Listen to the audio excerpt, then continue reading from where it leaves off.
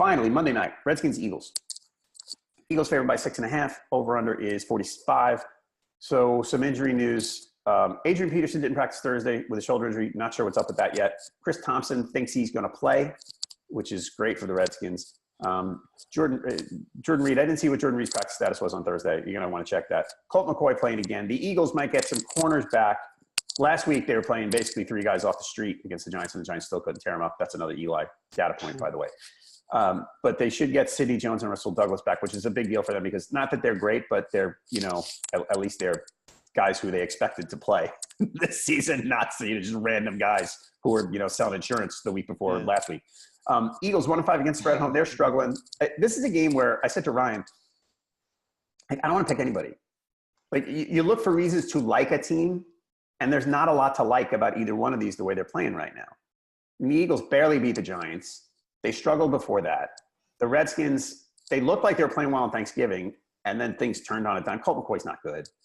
I'm going to pick the Eagles, but I don't know. I can see it going either way because both teams are bad enough to blow it. I look at the Redskins and I see a team that's going downhill. It's going down the drain.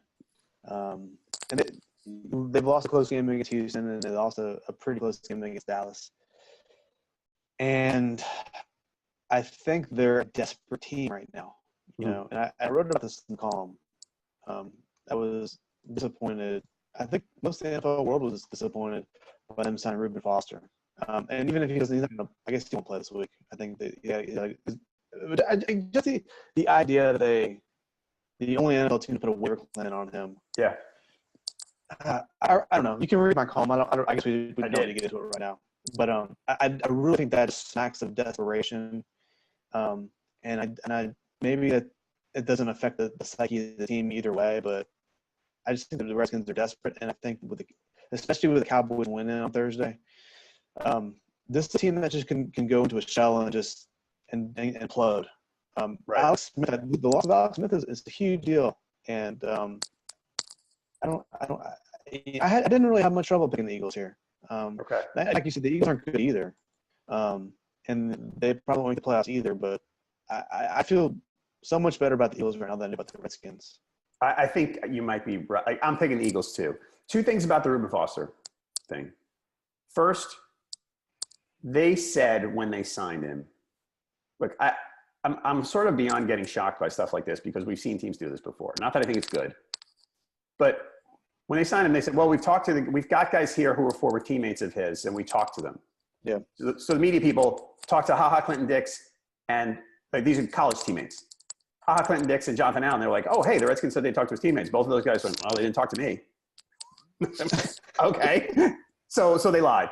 And Doug Williams, when he talked Thursday, sometimes, like, if you make the defense of, well, we want to let the legal process play out, and, like, I don't like it. In this case, it's just, you're under no obligation to pick him up to let the legal process play out, and I think it's bad. But it's sort of it's a logical explanation more than a reasonable one. But what he didn't say that. He said, hey, like, basically, we've got people in really, really high places who do really bad things. So, it's kind of like it's okay. I don't understand. Yeah, I don't understand the league. Say that. I mean, after Ray Rice, after that whole thing went down, you thought there was a chance for things to change.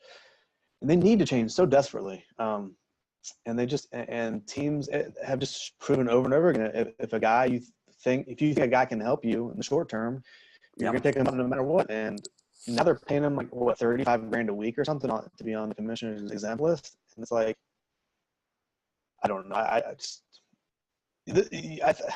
guess if you have any kind of progressive mindset politically, it's and you follow the NFL, it seems like it's like the Clash, right? And maybe most of the fan base is conservative, but and that okay, but it's just another step where if you're a fan who is more of a liberal mindset, I'm not saying I'm one way or the other, but it gives you another reason to pause and say, why am I supporting this league if they're going to bring in a guy like Reuben Foster? Again, a guy who's not been convicted of anything, just been accused a couple different times. Right. But what happens here is people, and even it seems like this has sort of been universally criticized. Maybe even Redskins fans are like, come on, guys. I mean, most of them are. But you know what? If that guy goes out in his first game, makes 12 tackles, people will be fine. The fans will cheer him, and they'll kind of hide their eyes a little bit and cheer for the guy. That's what we do. Yeah. But that's what I mean. That's what you do with CTE.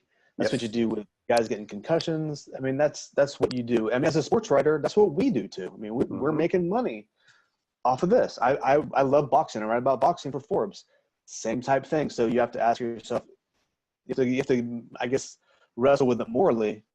And most of the time, me included, the game's going to win out. Oh, I'm going to watch a game. I love watching boxing. I'm going to watch a dude get pummeled and suffer potential brain damage. I'm going to write about it. I'm going to make money off it. So it's, for sports writers, it's not something we ever had to worry about, say, 10 years ago or before. All of our predecessors never had to worry about any of this stuff. They didn't have to think about it. Right. We do, and we still do. So, I mean, are we? No, I'm not saying I'm better than anybody else. But I think with this sign, there's no reason to sign him at this point. There's just no reason to do it. He's not going to play. You're just paying him money to sit at home. It's just a bad look, and I don't know why teams keep doing this. We should go cover politics. It's a lot more morally good. Well, I don't know what we should cover. Take away from the moral issue, but you're picking the Redskins with the points, according to what I see, and I'm picking the Eagles. You said you were going to go Eagles. I got you Redskins with the points. Oh my God. 6. God, yeah. I'm going with the Redskins.